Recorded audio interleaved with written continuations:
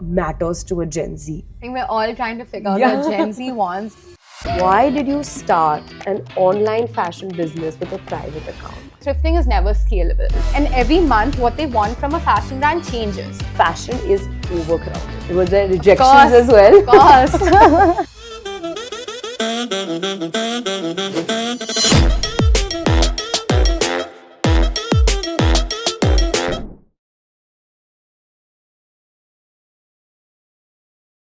Hi everyone, welcome back to the Founders podcast. Today we're going to speak about an industry that is so crowded, but the founder today has ensured to make her brand stand out.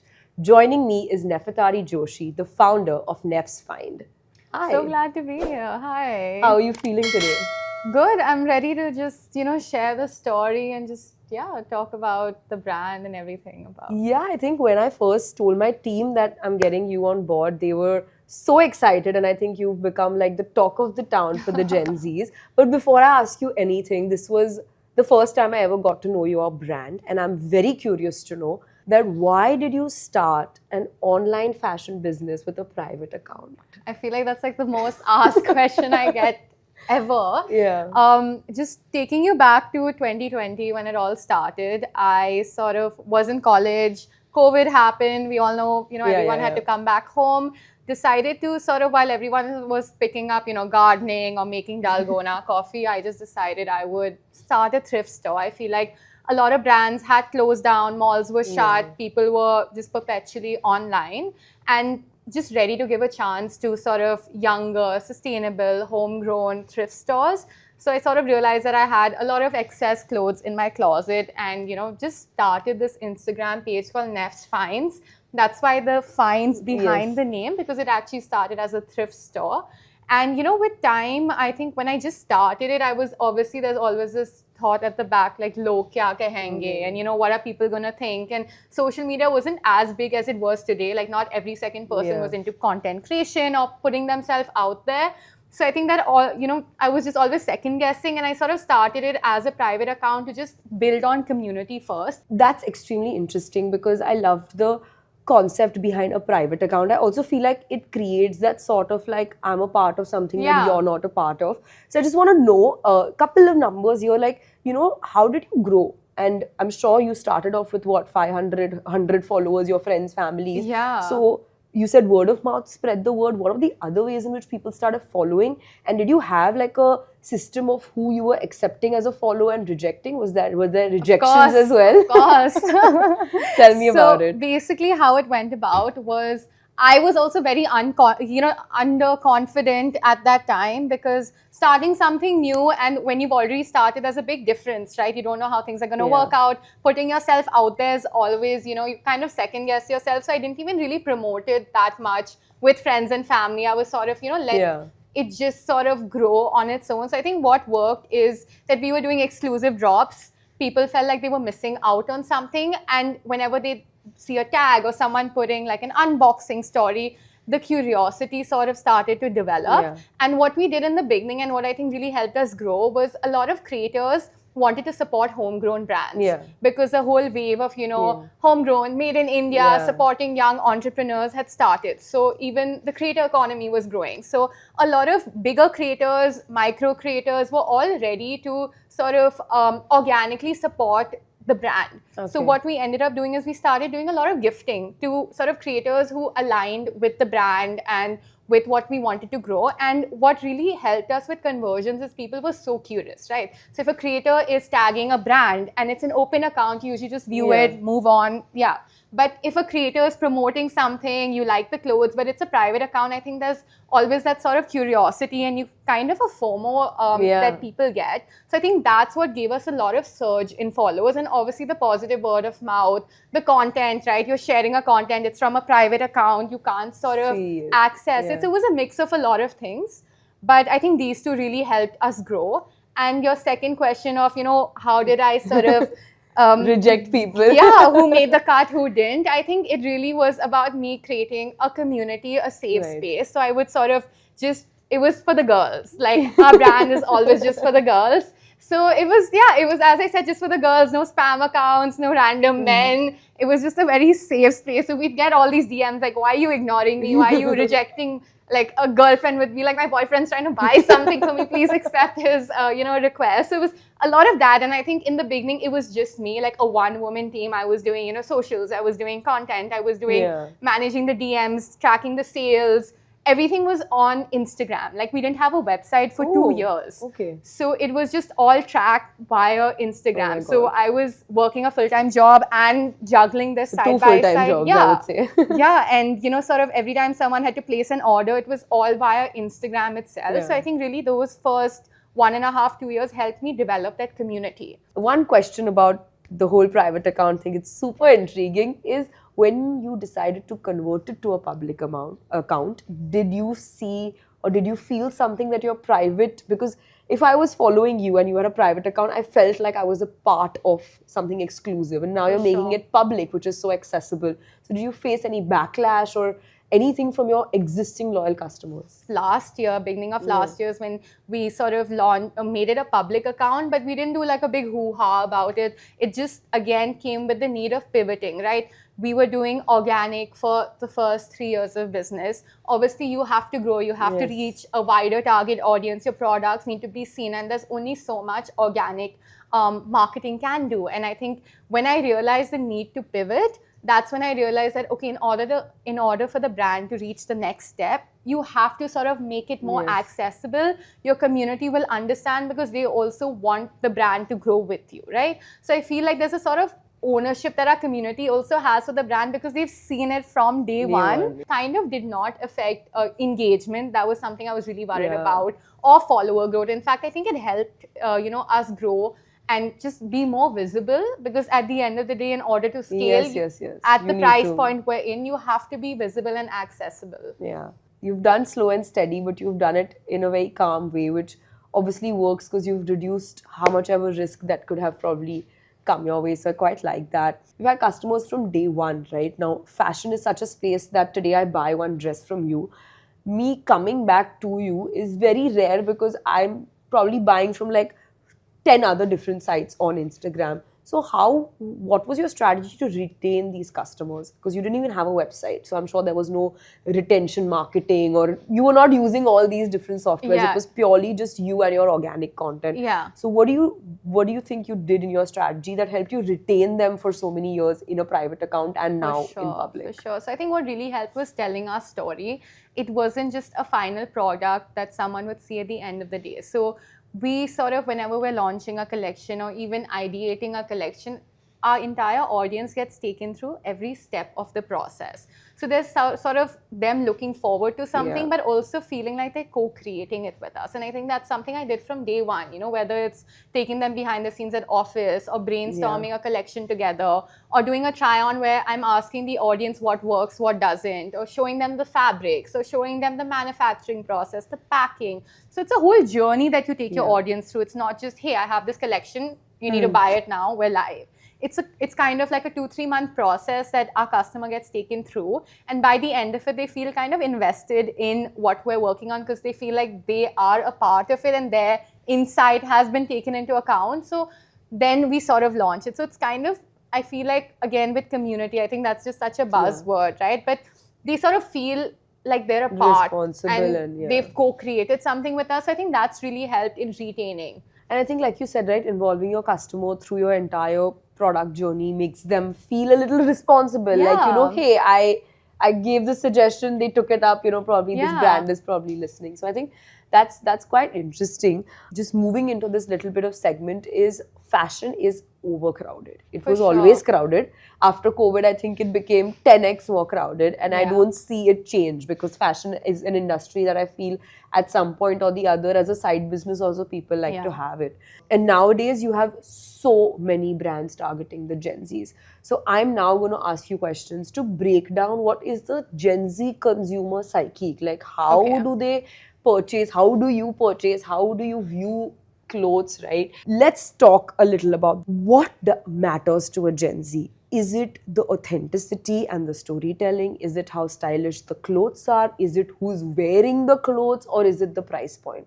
And if it's all of this, just give me a ranking of priority. Like, how do they view it when they're making a purchase decision? For sure. I think it would be a mix of all. I think that's very important. I think what the youth kind of want is they want, obviously, pricing is so important, right? But they never want it to feel cheap, right? Yeah. That's what sort of differentiates the Sheins from, say, the homegrown brands. You don't want a brand to be associated with being cheap, but you want it at that price point. So it's a lot about positioning as well, right? You can position a top that's for 1,000 rupees as aspirational and cheap. Yeah. It just depends on your marketing. So I think marketing is so important. Product is king as usual, and pricing. So it's a mix of, all the 4 Ps. But tell me something, like, do the Gen Zs really fall for creators and influencers wearing it, or that's just a way for you to know the brand? Like, do you see people purchasing after, say, I think Tara Sutaria wo your outfits recently, right? So today, just her wearing it, or like an influencer, right? Any one of your influencers wearing it, does that really drive them to purchase? For sure. I think when we were starting off and the way we grew was very creator-led, But again, it depends on the creators that you're reaching out to, because a lot of niches are different, right? You need to understand the creator you're sort of wanting to associate with and whether their followers would potentially buy from your brand, right? If you're sort of targeting a luxury creator, maybe those followers are just not interested in your brand. So I think getting the right mix of creators whose audience would potentially be interested in buying what they're wearing is so important. And it's all, trial and error. There's no rule book for this, but we sort of, on a day a big creator would wear a piece, we'd sort of get a surge in those products, and then we sort of understand that, hey, it is because of a creator. And I think even more than, Bollywood celebrities, the conversions come from creators, surprisingly. Yeah, I think now celebrities also kind of saw a little bit of decline.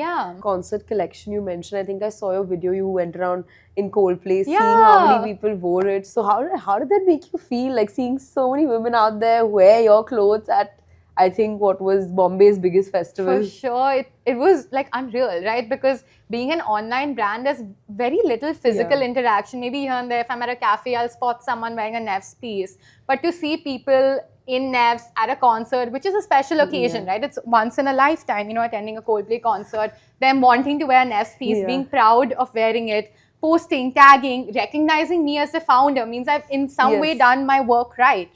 So I think that was a really like a pinch me moment, and the fact that we were able to document it. And I feel like, again, you can experience things, but documenting it is so important because you have to tell your story, right? So, and that sort of engages more of our online audience. So I think that really helped also. I have this other question, right? Like, you've got streetwear fashion, which has really picked up. Right now, your Gen Zs are being seen in your blue oranges, jaywalking, Rare Rabbit. Like, I knew Rare Rabbit was big, but I recently went to Goa. I was in some part of it and I saw 2 huge Rare Rabbit stores. Oh, wow. And I was just like, wow. Like, I didn't know it had seeped to so many levels in India, and just not something which is like a high-end fashion brand. And then you've got brands like Soul Store who are targeting a very different sort of a Gen Z, college-going crowd, tapping into their entire, sitcom and that entire pop fan culture. base, pop culture base.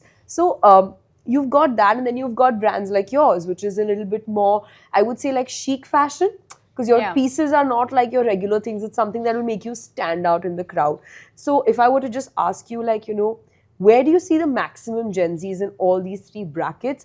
And is like brands like your H&M, Zara's kind of dead? Because you're also seeing a Westside really step up their game and try to target this audience. So where, according to you, especially from your insights, where do you see this kind of heading, this wave of streetwear and a Westside popping up and niche brands like yours? I think we can all coexist. I think, one thing that's very great about living in a country like India is you never run out of the youth population. And there's room for everyone. You don't need to eat into anyone's audiences. You don't need to worry about competitors. I think it's all very healthy in a way where you are going to find people interested in every single niche. You can obviously attempt at sort of some sort of share in the market, but you can never sort of make everyone happy. And I think again, from day one, I always looked at me and my team as the target audience. And I'm someone personally who would never sort of be inclined towards streetwear. And I feel like there's so many brands who are doing a great job at that, and we won't really be able to stand out. So we've sort of found our niche and we want to build on that. And again, to add to your point, H&M and Zara, I don't think they'll ever be dead. Yeah. They're so accessible. And I think when it comes to basics, you cannot go wrong with an H&M, which is why we also, adding to your question, we want to make our pieces recognizable, right? Because that's what makes it stand out. Yeah, That's why yeah. someone would randomly send me a DM saying, hey, I spotted a girl in Nef's at a cafe. Whereas if you are wearing a black t-shirt from H&M, no one is going to really Yeah. associate it to a Yeah. brand. So we always try to make our pieces a bit recognizable in the way that it again builds on that community aspect, and you feel like you're wearing something that no one really has. Yeah, yeah. No, fair enough. And I think what you said, right, you're designing your pieces itself make a statement. Like somebody else just identifying that, hey, that's from Nef's, that itself is a win for you Yeah, because the for customers realized a product that Yeah. your brand has. Very interesting. And I think what worked for us also is we named all our pieces. Yeah. So we sort of give a personality to our pieces. So people also remember the pieces by their names. Yeah. So we have like our Kaya top, Maria top, Yeah. and they're all like really feminine girl names. And then people sort of like recognize and associate that with the brand. So there's it's more than a product and more than a piece of cloth. You've sort of added a persona, a personality to the top, and people actually really enjoy that. Yeah.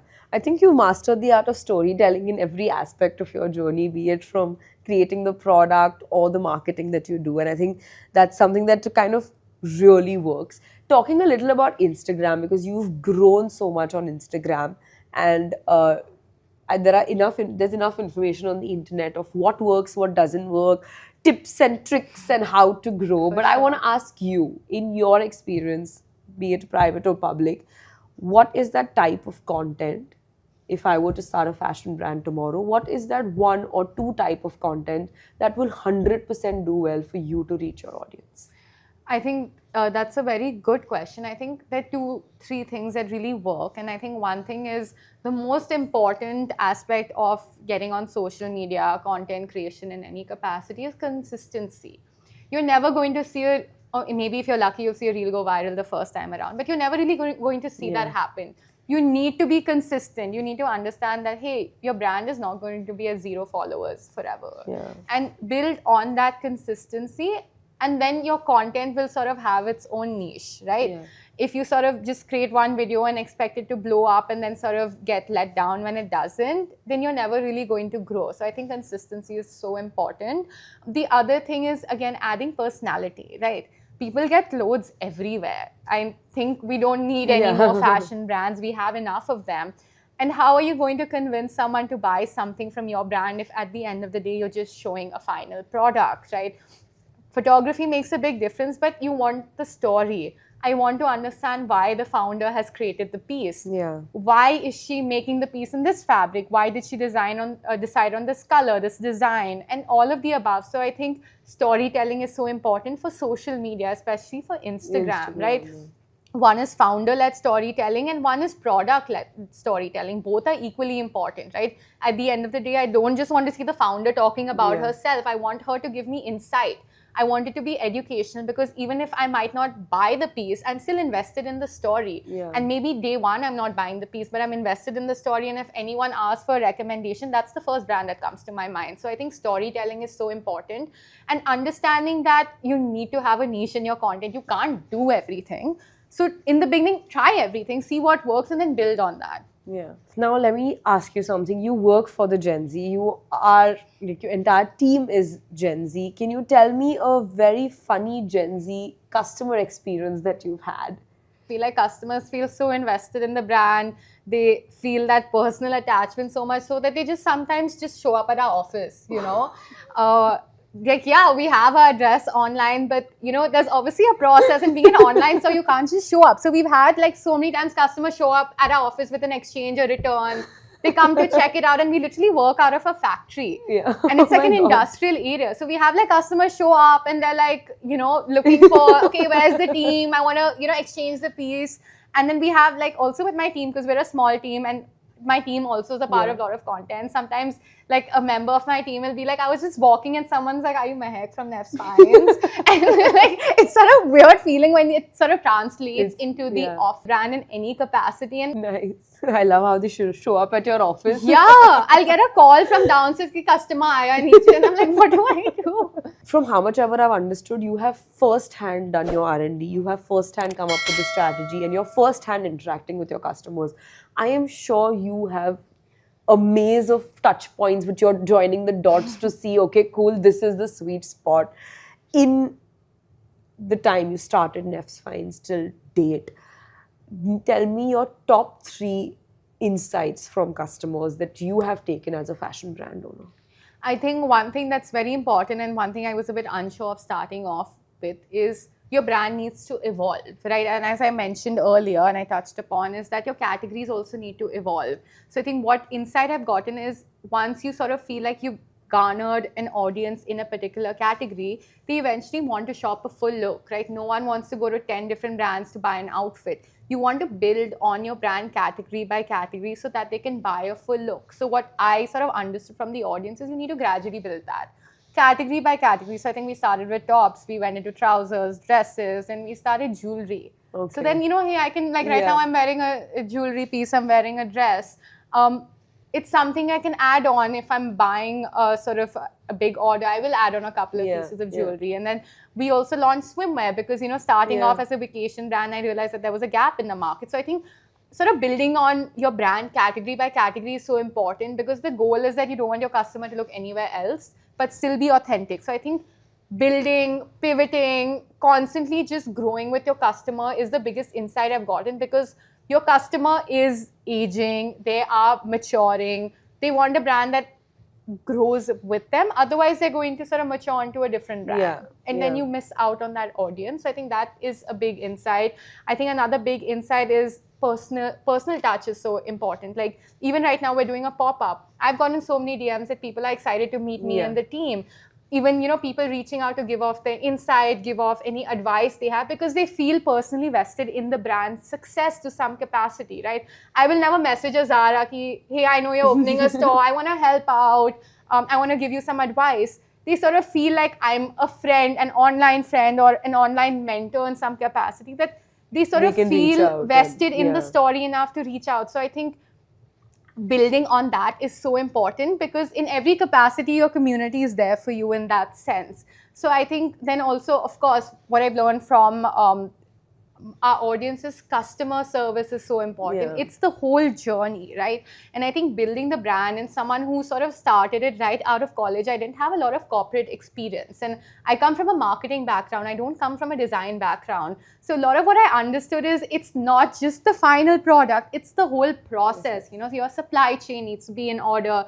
Your sort of logistics need to be in order. Your customer care, your mailing, the whole journey is only once that you sort of got an order is then when you're going to get a repeat customer. Just by having a reel go viral or like a celebrity wearing a piece is not going to assure you a customer. You need to work on every aspect of their journey. And I think that's something I learned along the way, right? Because with someone with little to no experience in building a brand, you sort of learn along the way with sort of things not working out and then understanding what's really important and building on that, I think is again an insight that I learned with time. Yeah, I think that's the beauty of entrepreneurship. You learn on the job, like quite literally, that's the experience. So yeah, thank you for sharing that. So I think we're going to go into a quick rapid fire segment. Okay, it's just quick questions just to know what would you do, what are your opinions. Feel free to answer. If you could describe your community as an emoji, which one would it be and why? I think it would be the one where the two girls are dancing in their black leotards. I think it's just very girl and just like fun. Girl power. Yeah. Okay. If you had to summarize what you've learned in fashion in one line, what would it be? I think consistency. Okay. If you could talk to your younger self, the one who's posting her first thrift find, what would you tell her? Somehow it kind of works out. Stay there and it'll work out. Yeah, just be patient. Quit your job. Okay. What is the one thing that instantly kills a brand vibe?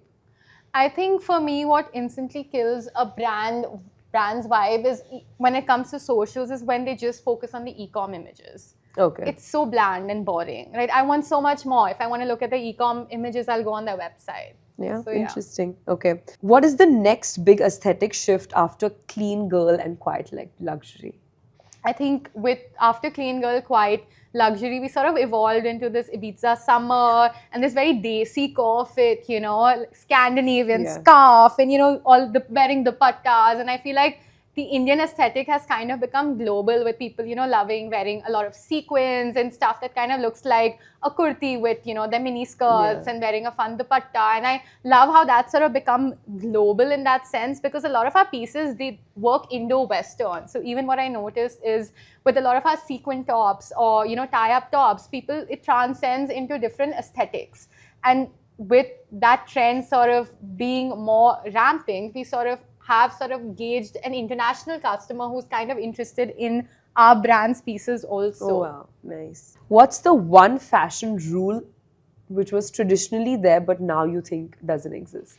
That you need to have a design background to start a brand. I think obviously knowing design is so important. I'm not going to give that away, but I think understanding your audience marketing is also as important in building a brand, if not more. You can have a great product, but if you don't know how to package it and sell it, no one's going to buy it. What are the 3 things that we'll always find in your purse? My AirPods, my phone, of course, and my book of the day.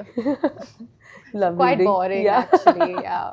No, You were expecting something more fun, but you do a lot of in your bag or how much I can fit in my bag Yeah. videos. So I was like, let me ask you what all who is like 3 things that are there. Okay, and my last question to you.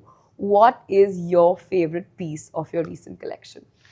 Okay, my favorite piece of my recent collection, our most recent collection was our Diwali drop. And I think my most favorite piece and the most worn piece is the Mira top, which is the top I was talking about. It's a shimmer golden bralette that I've been wearing on repeat with the wedding season and Diwali. It's literally just the Mira top with a different lehenga and sari, and that's all I wear when I'm trying to wear Indian. Okay. Cool, thank you. This was a very interesting episode, and if there's anything that I have taken away is fashion is tough because it's crowded, but if you keep showing up for your customers, for your audience, for your stakeholders, you will find a way through it. And for yourself. I think you have and I have to say this, that you have very beautifully built a business at, such a young age, of course, but just having that thought, right, to do it differently, but at the same time in a pace that works for your audience. It's beautiful. It's really beautiful. So, congrats for that. Thank you so much. And thank you for doing this. I think it was a great episode and I hope you had fun. Thank you so much for tuning in on this episode. If you enjoyed it, please like, share, subscribe, and stay tuned for the next one.